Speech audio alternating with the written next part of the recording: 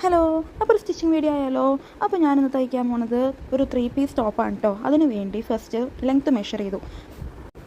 അത് കഴിഞ്ഞിട്ട് shoulder mark ചെയ്തു. അവിടെ നിന്ന് താഴേക്ക് സെയിം തന്നെ മാർക്ക് ചെയ്തു. പിന്നെ ചെസ്റ്റ് മാർക്ക് ചെയ്തു. അവിടെ നിന്ന് നമ്മൾ ആം ഹോൾ കറക്റ്റ് ആണോ എന്ന് നോക്കണം കേട്ടോ. എൻ്റെ ഈ മെഷർമെൻറ്റ് ആം ഹോൾ 18 അപ്പോൾ വൺ സൈഡ് 9.5 കിട്ടണം. അത് കഴിഞ്ഞത് നമ്മൾ ഷേപ്പിൻ്റെ മെഷർമെൻറ്റ് മാർക്ക് ചെയ്തു. പിന്നെ ഹിപ്പിൻ്റെ മാർക്ക് ചെയ്തു. പിന്നെ താഴത്തേക്ക് നമ്മളൊരു എ ലൈൻ ടോപ്പാണ് കേട്ടോ തയ്ക്കുന്നത്. അപ്പോൾ താഴെ വരെ കർവ് ചെയ്ത് നമ്മൾ മാർക്ക് ചെയ്യണം കേട്ടോ. അത് കഴിഞ്ഞ് കറക്റ്റ് സ്ട്രെയിറ്റ് ആയിട്ട് വരയ്ക്കുക. പിന്നെ 1.5 ഇഞ്ച് തയ്യൽ തുമ്പും കൊടുക്കുക. പിന്നെ താഴെ നമ്മൾ മേളിൽ നിന്ന് ഒരു 2.5 ഇഞ്ച് മേളിലേക്ക് മാർക്ക് ചെയ്യുക. എന്നിട്ടൊന്ന് കർവായിട്ട് കട്ട് ചെയ്യുക. പിന്നെ ഫുൾ അങ്ങോട്ട് കട്ട് ചെയ്യുക. 1.5 ഇഞ്ച് വെച്ച് തയ്യൽ തുമ്പൊക്കെ വെച്ച് നമ്മൾ കട്ട് ചെയ്യുക. അത് കഴിഞ്ഞ് സ്ലീവ് ആണ് കേട്ടോ കട്ട് ചെയ്യാൻ പോണേ. അപ്പോൾ നമ്മൾ ഫോൾഡ് ചെയ്തിട്ടു. അത് കഴിഞ്ഞിട്ട് ആം ഹോൾ മാർക്ക് ചെയ്തു, ബൈസെപ്സ് മാർക്ക് ചെയ്തു, താഴത്തെ വിടുത്തും മാർക്ക് ചെയ്തിട്ടോ. പിന്നെ 1.5 ഇഞ്ച് തയ്യൽ തുമ്പും കൊടുത്ത് കട്ട് ചെയ്തു കേട്ടോ.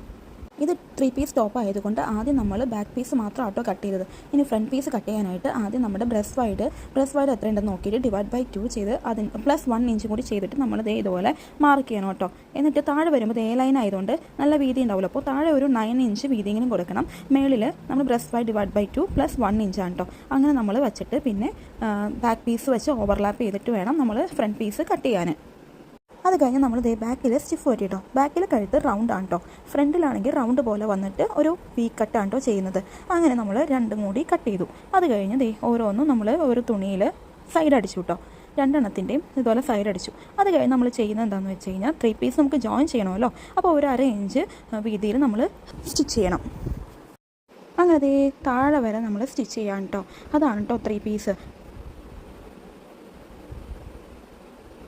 അത് കഴിഞ്ഞ് അതൊന്ന് നിവർത്തി വെച്ച് നോക്കാം, കറക്റ്റ് ആയിട്ടുണ്ട്. അതേപോലെ ഇപ്പുറത്തും നമ്മൾ സ്റ്റിച്ച് ചെയ്യാൻ കേട്ടോ. താഴെ വരെ സ്റ്റിച്ച് ചെയ്യുക. അത് കഴിഞ്ഞിട്ട് സ്റ്റിഫ് അറ്റാച്ച് ചെയ്യാൻ കേട്ടോ. ഫ്രണ്ട് പീസിലേക്കുള്ളത് നമ്മൾ ആദ്യം അറ്റാച്ച് ചെയ്യണോ. അത് കഴിഞ്ഞ് അതൊന്ന് കട്ട് ചെയ്ത് കൊടുത്തു. പിന്നെ നമ്മൾ ചെറുതായിട്ടൊരു ലേസ് വെച്ച് കൊടുക്കുന്നുണ്ട് കേട്ടോ.